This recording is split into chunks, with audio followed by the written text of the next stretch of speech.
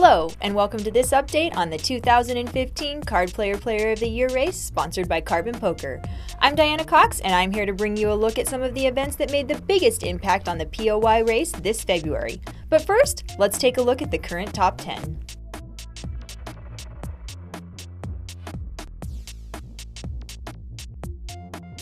The first tournament series to really shake up the standings this month was the 2015 APPT Aussie Millions Festival.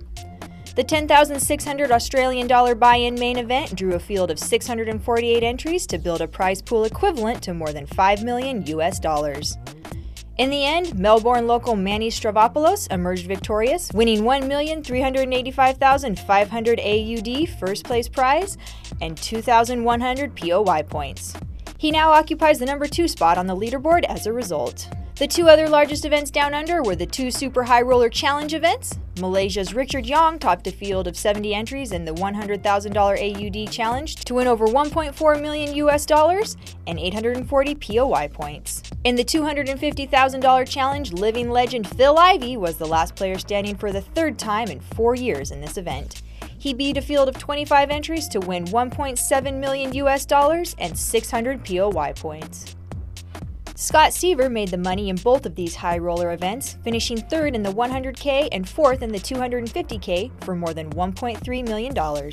He had already made 2 high roller final tables at the PCA in January, and as a result of his impressive run, he has climbed into the number 6 spot in the POY overall standings with 1,610 points and year-to-date earnings just shy of $2 million. Outside of the Aussie Millions, the other biggest results of the month came from events on the World Poker Tour.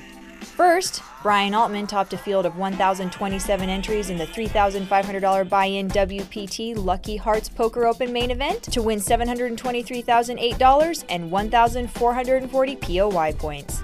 He now sits in a 3-way tie for 9th place in the POY rankings. One of the other 2 9th place occupants is WPT Fallsview Poker Classic main event champ Anthony Zinno, who beat out a field of 419 players in the $5,000 CAD No Limit Hold'em main event to earn $252,422, his second WPT title, and 1,444 points. The third and final 9th place occupant is none other than Joe Kuether. The up-and-coming poker pro, originally from Wisconsin, has made 3 final tables already this year, including a runner-up finish in the massive $25,000 buy-in high roller at the PCA that drew 269 entries. He earned his largest ever score for the deep run, taking home just over $1 million. Card Player TV caught up with him recently and asked him about his hot start to the year. Well, it's obviously going really well. Go to PCA every year, so that was nothing new, and fortunate to run well in a big tourney there and kind of keep the momentum going, I guess. Kuether has played plenty of main event level tournaments in recent years, but hasn't been seen in too many high rollers. We asked him if he's been playing in the 25K events recently, or if that was his first. No, that was my first one. I was going to play it the year before, but I was still in another tournament, and it just is always one of the biggest of the year, so it's kind of a different player pool than most of the 25Ks, so it's a good tournament, so yeah, my first one. Kuether has been incredibly consistent over the past few years, finishing inside the top 40 in the POY race each year since 2012, with his highest finish being 14th place. We asked him what he attributes his consistent success to. Yeah, I mean, just playing a lot. I've been traveling, I haven't really had a home for the last 2 years, so I've just been traveling to a lot of the tournament stops, and it's easy to keep traveling when you're doing well, so yeah, just playing a lot and going to a lot of the bigger stops in the last couple of years.